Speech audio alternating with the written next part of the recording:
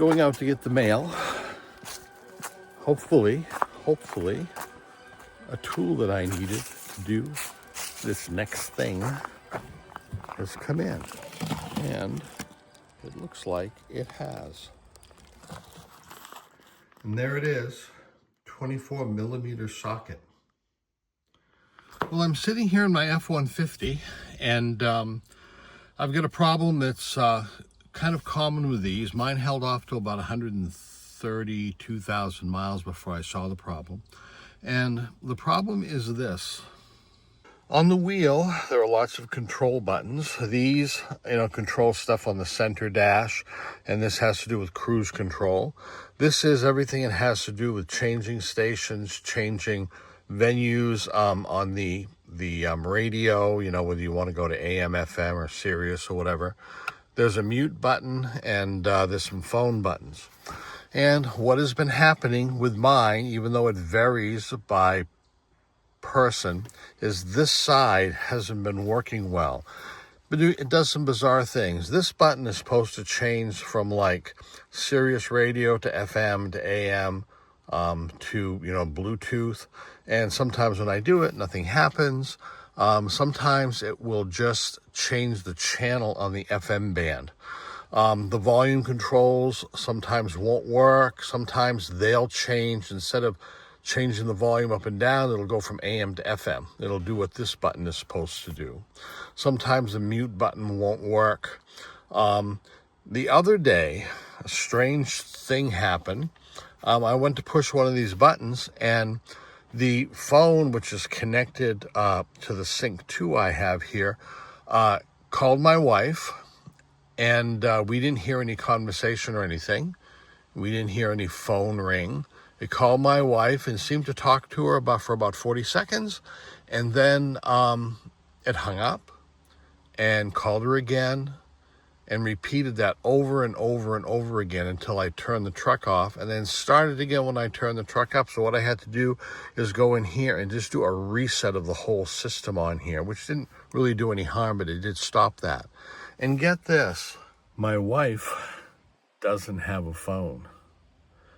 And I was wondering who the truck was talking to. I mean, it came up calling Joyce right on the screen, and I couldn't end the call no matter what I did. So this is the culprit right here. This is a new Clockspring. Fits right in here in the steering wheel. So all of this has to come off. And the reason they call it a clock spring, it has nothing to do with a clock, but it does kind of have to do with a spring. On the inside, there is a coiled ribbon spring that helps the steering wheel come back to center when you turn it. And there's little teeth right in the side there that kind of grab onto the inside. And we have this thing here. It's wound up now, so you don't pull that out until you have it totally installed. Otherwise, the spring lets go. But it also has all of the connections for wires and such in order for this and other things to work. And by the way, some people do have trouble with this side of the wheel too. So far, I have not. They also have trouble with the horn. And the reason you need to replace this is that it could cause the airbag not to deploy, because that whole plug-in mechanism thing is all part of this, the airbag too.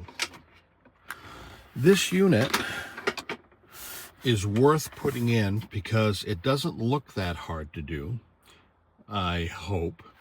And you can get them on Amazon for about $60, but I definitely wanted to order the OEM part from Ford, and they're $191, but I managed to order it from a Ford dealership in the next state over, and they had like a little sale on it. I don't know if it's a sale, but they were selling it for $129, and it does have all the Ford codes and name on it, so I know if it's a fake, it would be a pretty good one. They'd go to an awful lot of trouble, but it comes from a Ford dealership, so I'm not too worried about it.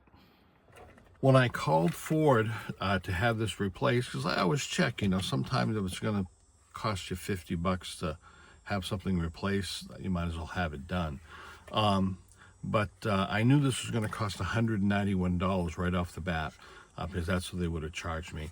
And then with labor and everything, I could quote it a total price of $479. So for this $129 part, along with a $6 socket, I'm going to try to break it myself. There are lots of videos on how to do this online, and I've looked at a few of them, which gave me the idea that I might be able to do this. I'm no mechanic. I stopped working on vehicles when I was about 50 years old, so that's about 20 years ago, when they get a little more complicated, and I just didn't feel like getting underneath to change the oil any longer. But, you know, the vehicles were kind of fun to work on, you know, points and, you know, condensers and, you know, distributor caps. And I mean, what's more fun than pulling your wheel bearings off and repacking the bearings? Now, you know, they're permanently greased. You have to replace the whole thing. And another thing that happened is sometimes I'm worried I'll have the Three Stooges effect. And the Three Stooges effect, you know, you ever watch them? They fix the gas stove and they turn it on and water comes out of the faucet behind them. I do know that there are lots of things you can do that if you don't do certain things along with it, you can mess things up, you know, particularly electronically with these vehicles. So I don't mess with them too much, and I don't feel like getting underneath anymore to, you know, wrestle with the oil filters and changes and stuff. So I have pretty much most of the stuff done, but I thought I would tackle this. So wish me luck. Now the tools I'm using is a 24mm socket, which you have to have for the bolt that goes on the steering wheel to remove it. There is a 7mm socket, of which I also have a driver like this, which would be a lot easier to use if I could do that. And that removes the plastic cowling underneath the steering wheel. And in order to actually remove the clock spring, in these holes will be 4 screws that take a T10 that looks like that. And in order to pull the airbag off, there are some holes with release pins on each side of the steering wheel, and you need a very, very slender poker. This is a very tiny screwdriver, so I'm hoping it's small enough. If you try to use something a little bit bigger, you'll hit the area where you have to release the latch, but it won't go in and push the latch in, so it has to be very slender. So damn it, let's get started. And here's one of those Three Stooges moments. If you don't remove the positive terminal from the battery before you do this, the airbag could deploy in your face when you start disconnecting wires inside. Three Stooges.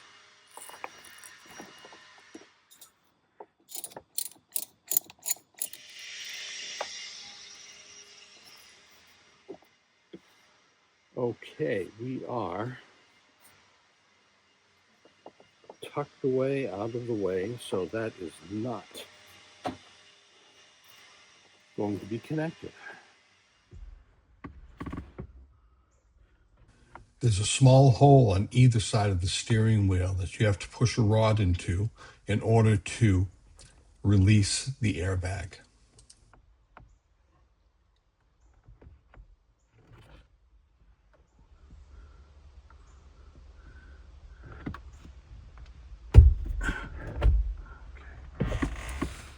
Okay, I can tell you that this is not long enough, and this is, but it goes down about that far, and this side came off pretty good with this hole. This side, I really had to push it hard. When I gave it a bang on the end, I felt it snap, and that means it was letting go. So this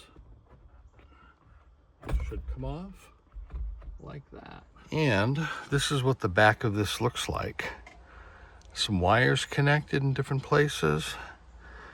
And there's the bolt I have to take off back there. And the clock spring is actually behind the steering wheel behind there. So, got to disconnect these wires and unhook this. Okay, I took a small screwdriver and lifted up these two tabs right here. And hopefully those wires will pull off next.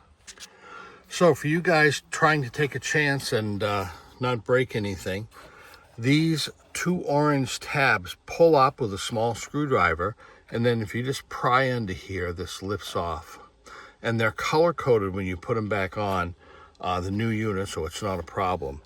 This, I believe, is for the horn, and you have to get a little screwdriver into here and lift this tab up, and then the plug right here slips out. That's the little hook right there that you have to bypass. Oh, that wasn't too tight. I get it with my fingers now, maybe.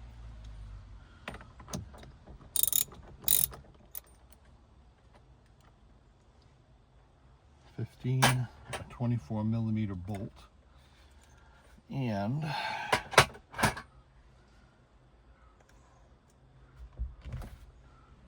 there's another electrical socket in there that I have to take off.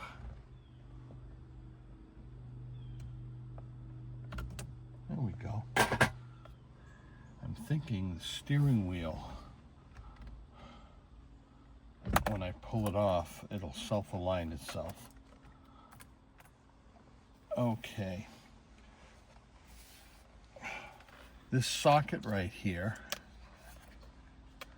has a little tab, I don't know if you can see it very good, that you have to squeeze.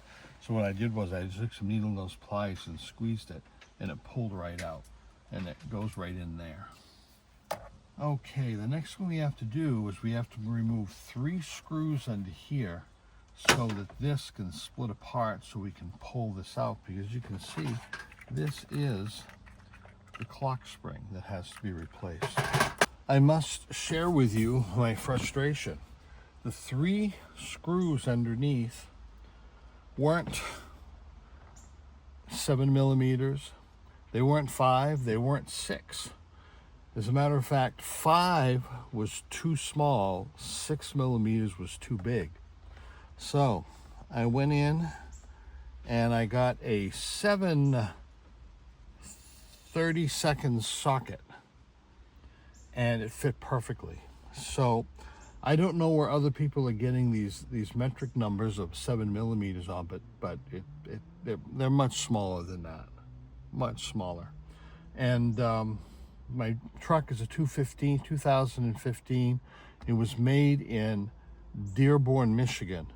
So you know, I know they're made in different places, but those are not metric, and they're not the size that other people are finding. And it's the first time it's been off. This has never been repaired before.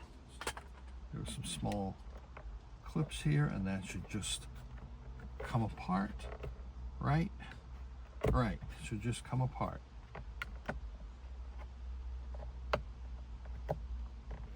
Okay, that one's off, and that one's off.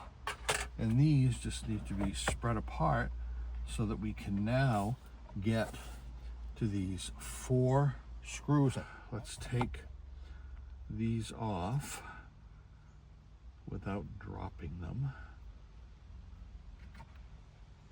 Story of my life, I drop one of these and I'm screwed. When you get older, your fingers are not as nimble and they don't feel stuff like they used to.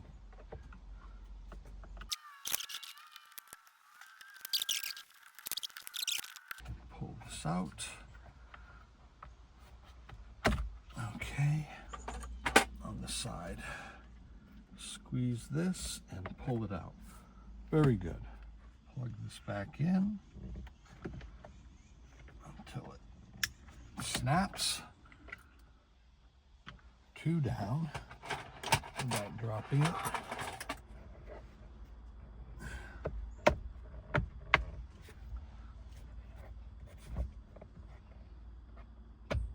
So I put the 3 screws back in underneath, and I am currently tightening them. When you put them in, it doesn't feel like they're in. You can be turning and turning and turning, but if you jiggle them around a little bit, you'll feel they'll slide into a slot, probably going past the plastic here, and eventually the threads will catch. Okay, I'm about to put the steering wheel on, and when I do that, I have to plug something in here, and of course the other plugs. But now, if this is screwed into place, I should be able to pull this out because that spring is now locked into place. So here goes. Okay. Nothing happened bad so far. So let's thread these wires through here. Now, there's 2 yellow pins that this slips on, so I guess you can't get it wrong. So I'm plugging this large gray connector up here, and it's snapped into place. That was pleasant to hear. I'm going to take the bolt with the washer that's on it that holds the steering wheel on and put that on. I don't know what it's supposed to torque to, but I don't think there's anything to break. It's metal on metal. So I am going to just squeeze it down pretty good because we don't want the steering wheel coming off. And we'll just snug that up as good as we can. Okay, we need to reconnect what I am pretty sure is the horn and a satisfying snap on that. This horn connector had a little holder for it. Yep, right there. I don't know if you can see that, but right there, that black thing, it slides over the top of it and holds this connector in place. I think if you didn't do that, it would be spinning around with the wheel and eventually give you trouble. Okay, now for these 2 guys. I will do this side first.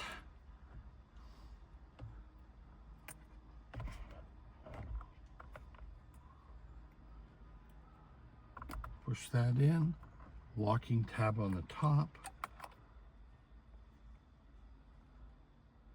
Push this one in, locking tab.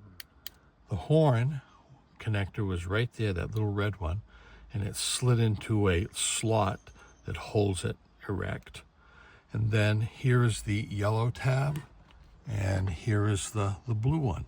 You slide them in, and you push these buttons down, and it locks them in place. And these are the places I think that those locking pins are that I had to stick the rod in the side in order to remove this. I'm hoping that just goes in there like this and snaps back into place. Holy cow. Have you ever done something when you really don't know what you're doing, and then after you're done you think, God, I hope it actually works. So I'm going to go reconnect the battery terminal and pick up some of these tools, and then I will stand aside in case the airbag does the Three Stooges thing, and I will start it and see if all of these buttons still work.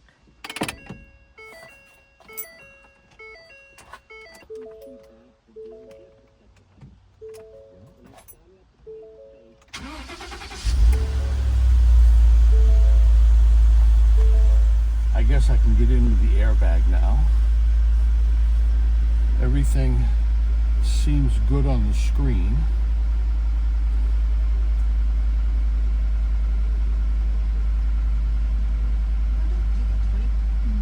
And it is changing. I'll go back to an FM station here. And those buttons work. Turn the volume up. At this point, I remove the sound because YouTube will tag it and not allow it as copyright material. But I'm going through all of the buttons, and if you could hear me, you would hear me say they all work, and they are working well.